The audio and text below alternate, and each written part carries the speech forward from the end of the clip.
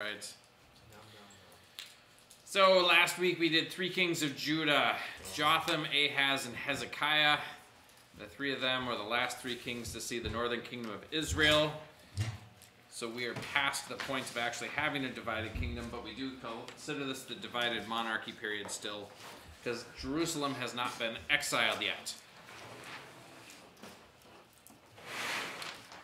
Once we get to the fall of Jerusalem, we'll pass into the next era of the Old Testament period, though. Do we have pens? Pens. Right here, behind you. I thought I dropped Yep. No, He's got one right next to himself. All right. This week, we actually don't have any prophets because there were a lot of prophets in the days of Hezekiah. And there are a lot of prophets that started prophesying about the time Jerusalem fell. And there aren't really many in between. So we won't cover any of the prophets this week, but we will get a few chapters further in 2 Kings and 2 Chronicles. We've been in Kings and Chronicles for like months. Forever, I know. There's so much that goes on. There is so much that happens in there. Like, Exactly. It's a few thousand years. It's actually only 390 What? Years? years. That much goes. That's a lot of drama. Yeah, There's a lot of drama, and there's a lot of other literature because there's a lot of other prophets who are writing stuff down. I feel like you say that's a lot of drama, but then when you look at high school these days, I know. I mean, you've got some guys, it's like they reigned for 55 years, they were wicked king, and they died. And it's like, there's probably some drama. Not everything got written down there. 55 years, you know? Well, I mean, Garrett, high school drama doesn't have like 5 years later, it doesn't matter. This is like a kingdom, this is like power. It's Assassination attempts, intrigues, military campaigns. It's like reading a history book. Next Sunday is Easter Sunday. We will not gather here in the evening for Foundations for Faith. So we Wait, have next Sunday is 2 Easter? weeks. Yes, next Sunday is Easter. Good Yes, to know. Mackay? Do you have extra note paper? I ran out. What do you need? Lined paper. I got some. He's got some. Ooh, thank you, Alex. How many sheets? Afterward, let's get you hooked up with some more. 2 or 3. So in 2 weeks, we'll cover the fall of Jerusalem, and then we have the exile and Ezra and Nehemiah post-exile coming up after that. So then it'll feel like we're moving along at a much faster clip again suddenly. This week, 3 kings. Look at Manasseh, Amon, and Josiah. Does Manasseh have a 55 euro? Yes, he does. Next week, then? I'm sorry, what? Is there still church next week? Yes, there's church. Okay. Wait, it's Manasseh who and who? Amon and Josiah. So these are still descendants of David, still have their capital in Jerusalem. The southern kingdom is a lot more stable than the northern kingdom, as you've discerned by this point. Manasseh is 55 years long at reigning because he was 12 years old when he became king. Oh, another guy. So that's- So he only reigned. He only lived 67 years. 67 years. More than 65. Pretty good. Yep. For that time, that's not bad. Yep. But that's half a century of reign. And then after him, his son only makes it 2 years. Oh, darn it. He was a bit older when he became king, but he was very short-lived. Can you go back? Sorry. Back one Need to go slide. back. Okay. There we go. There we go.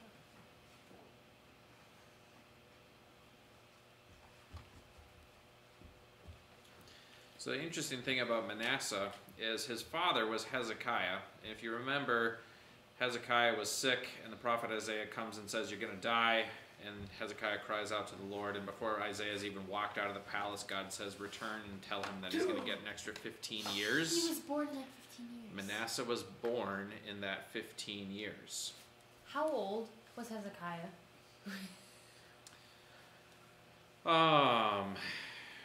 So we'll look at that some more next week, actually, or in 2 weeks.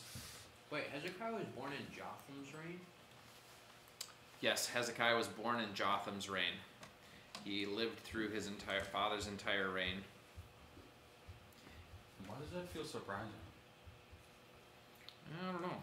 I mean, that's what the second in line is doing right now. Yep. British monarch is living. Yep, Prince William's been alive for 40-some years. He's lived through part of his grandmother's reign, and now he's living through the reign of his father, King Charles III. Well, no, I'm saying Prince William's son. Yep, and the next one down is doing the same. Prince George. Prince George. All right, moving on. Amon, 2 years. He became king at 22 years old. It was a very short reign. What determines their reign? Their longevity. Whether of they life. die or not? Whether they get assassinated or die in battle or live until their old Mortality age gets rate. them. Yes. No, I was thinking like we need to look at how many of these guys got assassinated because a lot of them got assassinated. And It's kind of I ridiculous. have a question. yes, Is Micaiah. this the third Josiah to become king at 8 years old? Nope, he's the only Josiah. I swear, there's been like... Joash. That's what you're thinking of. Oh, because there were There was two Joash. Joash and Jehoash, and they could have alternate names. Why are So- their names so There's confusing? 3 guys, all of whom have very similar names, and all of whom became king at 8 years old, and were a great guy until they did some stupid thing. Yep. So, Joash became king at 7. Josiah becomes king at 8. And he reigns for 31 years, but the crazy thing is that means he was still only 39 when he died. Ugh, So that's that was another young death. He had a good 20 years left in him at least. Yeah. So, Then he's only in his, like, prime. yep. And in a lot of ways, it's really sad that he didn't make it further Wow. because he was a good king. Oh, Isn't that what we said about a lot of them, and then they all turn bad anyway? You know, having a reasonably good king who has a couple stupid things in his last couple of days when he's in mental decline is not the end of the world usually. That means that it was a pretty good long period of stability. Asa and Uzziah would be those two types of kings where they reigned 41 and 52 years. And they do 1 or 2 stupid things at the end of their reign. But they're worshiping God most of the time the thing through with that. the longer reign Mhm. deal is the longer they reign, the more time there is for the rest of Judah to forget about the idols and to forget about that, and for Mhm. the older people who did worship the idols to die. To die. Yep. So, looking back on all the kings of Judah, the longest reigning ones were Asa, Jehoshaphat, Uzziah, and Jotham. It was a reasonably long reign as well. They're all righteous kings, and they did most of the reigning. And so, from Rehoboam all the way down to Hezekiah, and Hezekiah was another very righteous king, most of the kings of Judah have been generally righteous. A few of them have been wicked, but most of them have been mostly righteous and following God and worshiping in the temple and not setting up high places and Baals and altars. Hezekiah is the major turning point. Now, if you remember, Hezekiah's father, Ahaz, was the most wicked king of Judah up to that point in time. He was a real significant exception to the rule, and at that point, Hezekiah was able to easily and quickly bring it back to standard order. But after Hezekiah dies, then the opposite becomes true in Judah. Manasseh, who reigned 55 years, was a wicked king, and he was the most wicked king to date in Judah. So All even that more than time Ahaz. clearing out all Yep. the idols and all the Baal worship and the Astar poles. Yep, only worked for a generation. So Hezekiah had 29 good years of reign. Went well for Judah, generally speaking. They did not get destroyed by the Assyrians. However, his son flips the switch the opposite direction right away. Now, tradition says that he's the guy who killed Isaiah. When Isaiah fled from him, the tradition says that Isaiah hid in the trunk of a hollow tree, Oh, and gosh. Manasseh said, cut it down. And that is the person who's referred to in Hebrews 11, who is sawn in two, one of the people of faith. That's not actually recorded in the Old Testament. That's just, Wait, isn't that Pieced like together the from Hall other of Fame or sources. whatever? say what? Isn't that like the Hall of Fame Yes, he's in the Hall of Faith. or Hall of Fame? Yep. Who else is in that? A lot of people, you can read it sometime. Hebrews 11.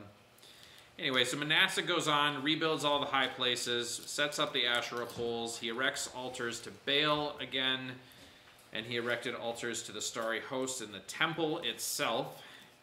And he practiced child sacrifice and sorcery and witchcraft, and moreover, he filled Jerusalem with innocent blood.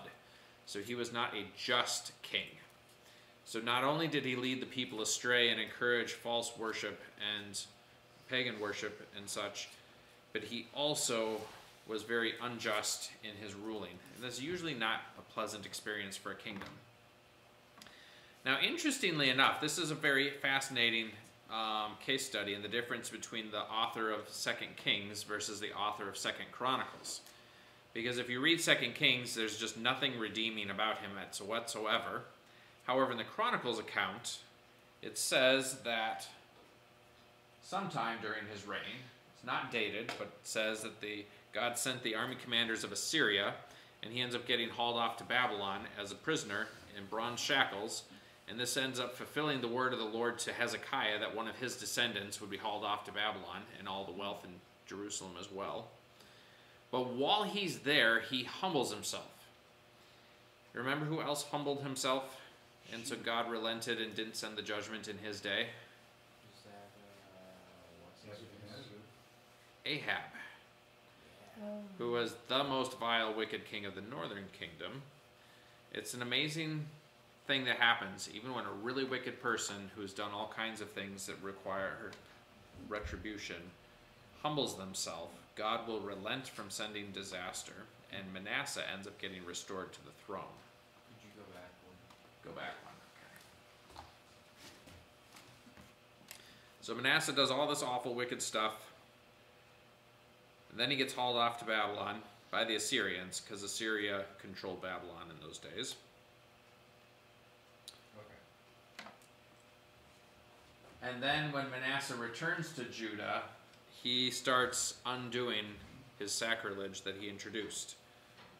So he starts removing the foreign gods and the altars, or it says the people continued sacrificing on the high places. So it was not nearly as complete of a repentance and turnaround, especially for the nation, but he did shift gears up substantially. And one of the things that's missing in this time frame is like when during his reign did this happen, and how long were people wholeheartedly worshiping the false gods versus just worshiping at the high places. We don't know. There's 55 years of reign that are not detailed out. The fact that one of the accounts only includes one half of the story, or one part of the story, makes it seem like that could have been. It could be inferred that it was a significant chunk of time. Yeah. It's hard to say. So one of the other things that it points out, though, is like the author of Kings was much more black and white in his assessment of kings, and the Chronicles author was a lot more nuanced in how he drew out whether kings were righteous or wicked overall. And so there's a lot more Black shades and of white, gray. Shades of gray. Yep. Did the scriptures, I haven't read them yet, but did they indicate what his key restoration, what prompted his, it's like in the New Testament there's always like Saul of Tarsus Oh, had right. a meeting with Jesus, Being in prison in Babylon with bronze shackles is all that's described that made his come to Jesus meeting happen. Probably. So, That could have been it. yeah. He definitely was humbled, and he decided he would humble himself in his state. So, very little is unfortunately known about the rest of the reign of Manasseh, though. His son gets even less. He did evil like his father. He did not humble himself. He gets assassinated. 2 years. He was in his 20s when he became king. He was in his 20s when his son became king. He was dead when his son became king. He was 24 when he died, which means that he was 16 when Josiah was born. Your bullet says the people killed those who plotted against him. Yep. So his officials assassinate him, but the people of Judah go ahead and Went after the officials. went after the officials. So they didn't tolerate the palace coup. So that then brings us to Josiah. All right. He's 8 years old when he's placed on the throne. In his 8th year, or when he's 15 or 16, he begins seeking the Lord. So let's do some math here. 55 years under wicked Manasseh, plus 2 years under Amon, is 57, plus another 8 years under Josiah before he starts turning to God, gives us 65 years. That's quite a like, few generations. That's the entire population, essentially. Most of the population has turned over since Hezekiah was king. So let's say that you're 12 years old when Hezekiah dies, because that's when the age when youth became adults in their culture. If you were 12 years old, 65 years go by, you would have to be 77 years old to have any memory of the glory of Hezekiah's reign in your childhood. So yeah, most of the population of Judah has completely turned over and has only known wicked kings that are not following God. Which is an interesting point to make, because before then, the wicked kings had shorter reigns, and Yep. so some people knew Yep. righteous king. Right. So Hezekiah was a child during Jotham's reign, lived through his father's reign of 16 years, and he's 25 or something when he becomes king and is like, yeah, we're going back to Grandpa's ways. And Jotham had lived through Uzziah's reign, which was 52 years of righteousness, and Uzziah was a step up from the previous two, but they had not fallen away that badly either. And so we had a major turning point here with Manasseh's reign. Part of it is just the length of time that he reigned and led the people of Judah astray. And it didn't start turning around until 8th year of Josiah. So he's the last righteous king of Judah. And he's very much similar to Hezekiah in the way that he turns around. Granted, he's a lot younger when he takes the throne, and so it takes a while before he's able to have the impact. And imagine that there's something of a regency in his early years. It is the 12th year of his reign that he began to purge Judah. So this is when he's 20 years old that he's really starting to clean house. So he gets rid of all the high places, he gets rid of the Asherah poles, carved idols, cast images, altars of the Baals are torn down.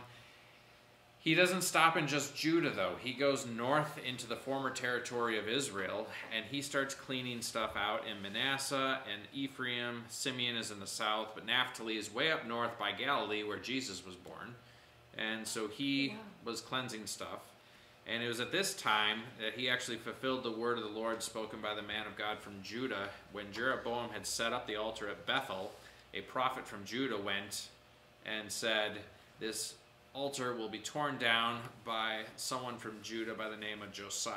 And Josiah was the king who went and found the altar at Bethel. It was in disuse, it was a ruin, and he tore it down, and then he emptied all the graves in the neighborhood and burned human bones on it so it would be desecrated and defiled and no longer usable for pagan worship. Did you specify that the bones of the priests would be burnt on them? Yep. Yeah, the bones of the priests that served there. And then they found the prophet, and he was like, don't touch his bones. Yep, they didn't touch the man of God from Judah's bones. How do you burn bones?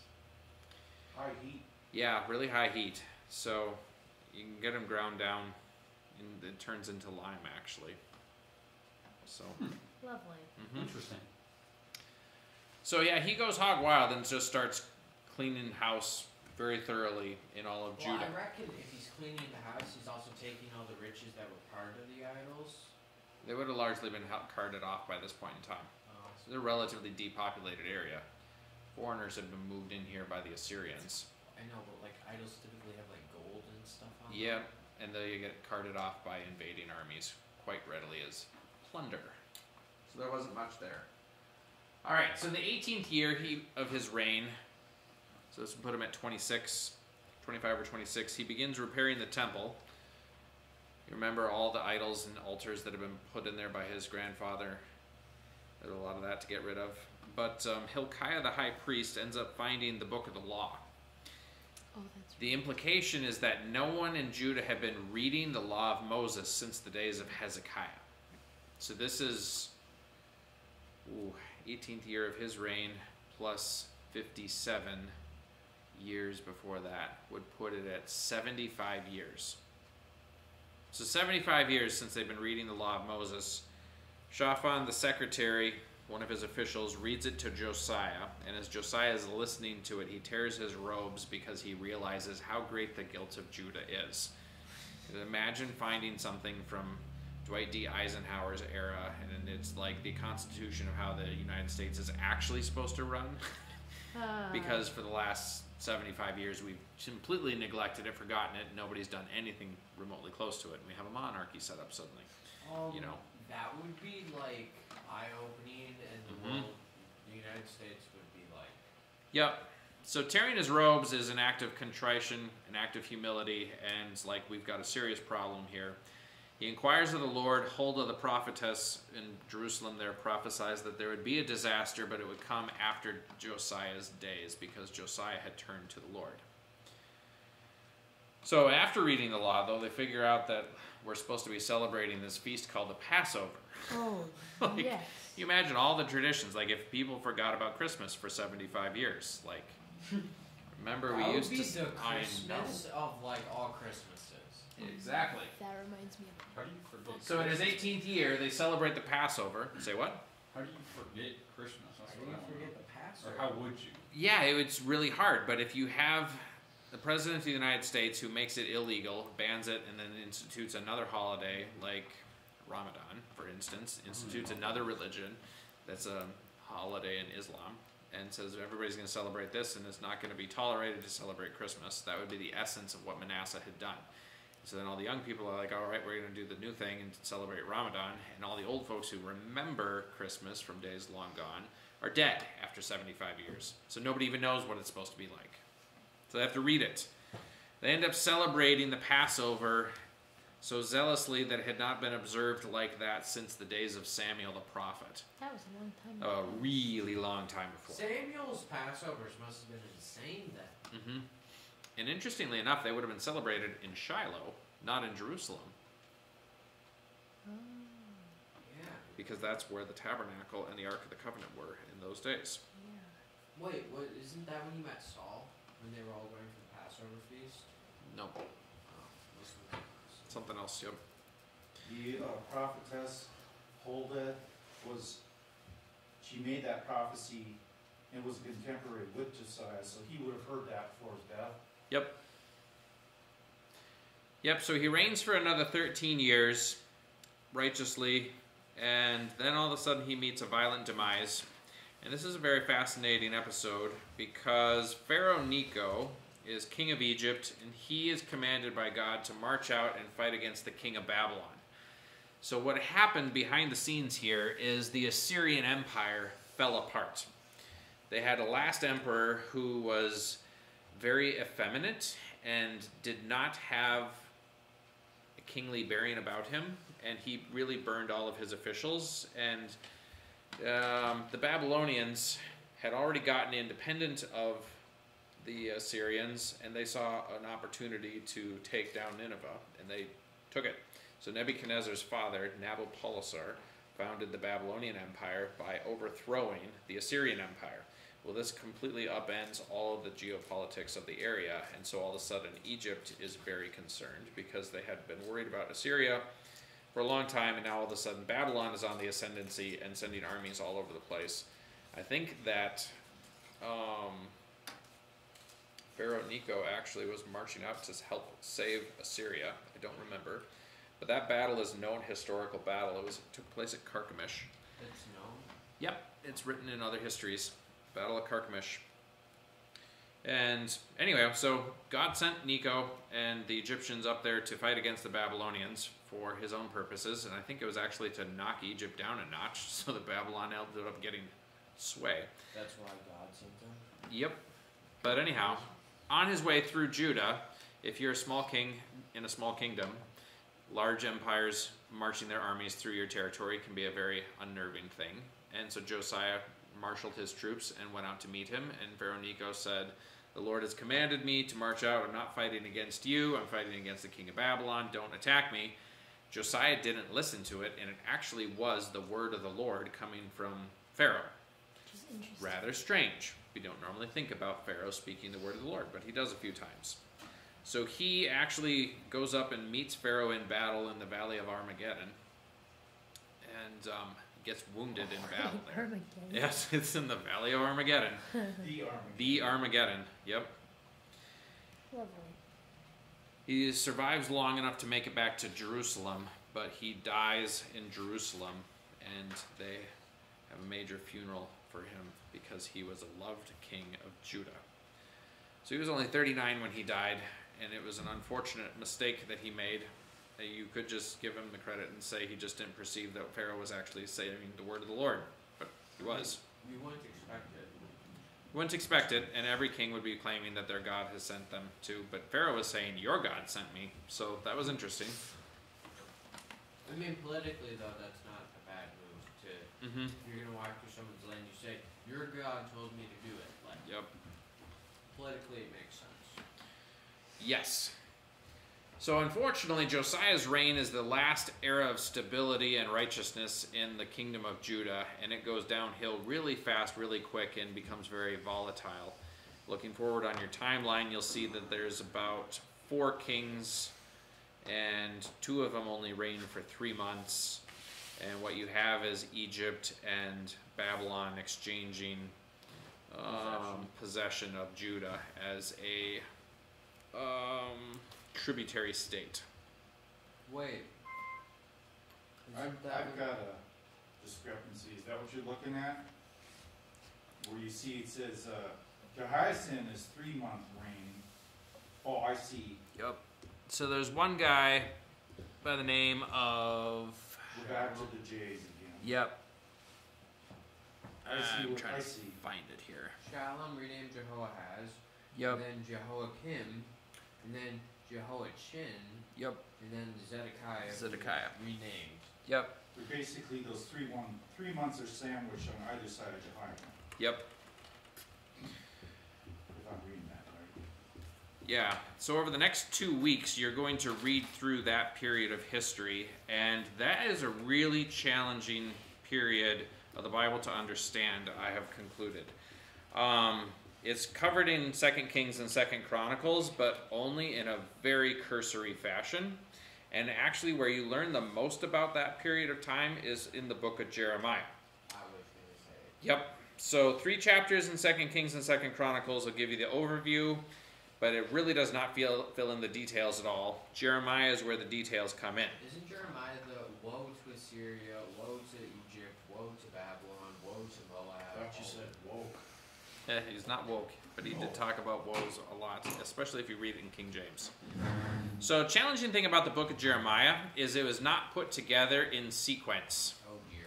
Are you serious? So I tried to arrange the readings so that they would be in a historical sequence. So that's why this next week you go from Jeremiah 25 to 26 to 36 and then back to 24. And then you do 29 and then 27 and 28. And then you jump ahead to 37. So I really don't.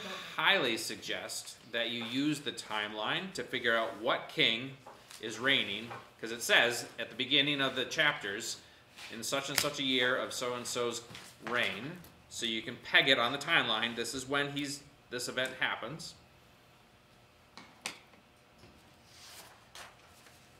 Have that handy, and you'll be able to sort out what's going on much, much better.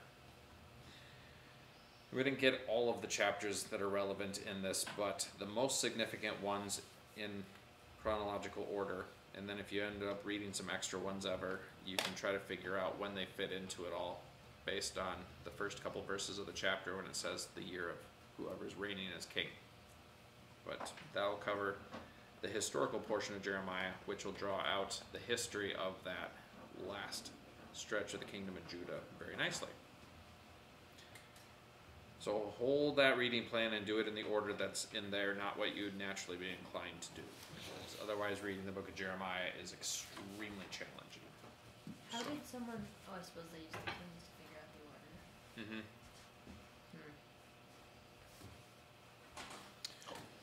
All right. Did Jeremiah arrange the book of Jeremiah, or was it Jeremiah wrote all of it down and he was like, hey, we should put this into a book? Read about it. It's in the book. Jeremiah had some challenges that he faced in his composition. I think that I included that chapter. Oh, it's making me curious now. So you want to turn the pen back to the pen bank? All right, you can go ahead and turn the video off, Annabelle.